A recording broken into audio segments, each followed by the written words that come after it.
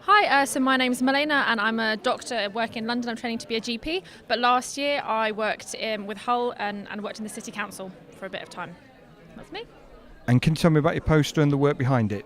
Yeah. So this poster basically demonstrates some work that they did. So it was a qualitative evaluation looking to see whether developing an assets-based community approach can help with tackling the smoking inequalities in Hull.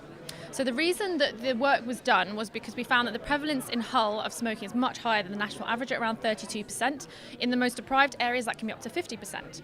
We found that the smoking cessation services in Hull were finding it difficult to tackle the smoking in those areas. So a peer review was performed to see whether we could work in a different way.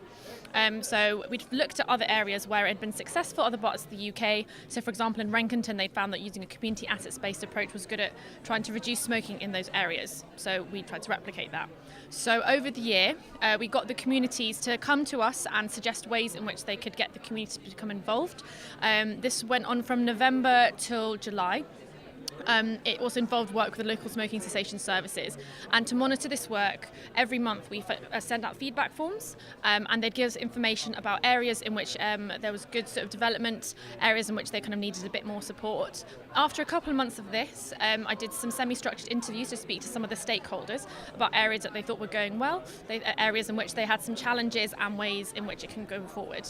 So overall we found that there's quite a sort of diversity in the development of assets. So some areas were finding that there's quite a lot of progress moving forward.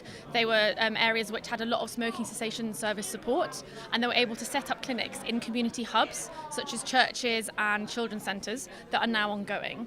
There were some areas that didn't have as much success, and I think they found that without the smoking cessation service support it was a bit more difficult, and they also found that their community dynamics weren't suited to assets-based work, so they were a lot more self-sufficient. On the whole, there's been a very positive response about this work, and the work is actually now still ongoing. We've taken upon the main kind of structure of the assets-based work, but the wards have now taken ownership, and so they're feeding back on a every 2-month basis about where things are going forward.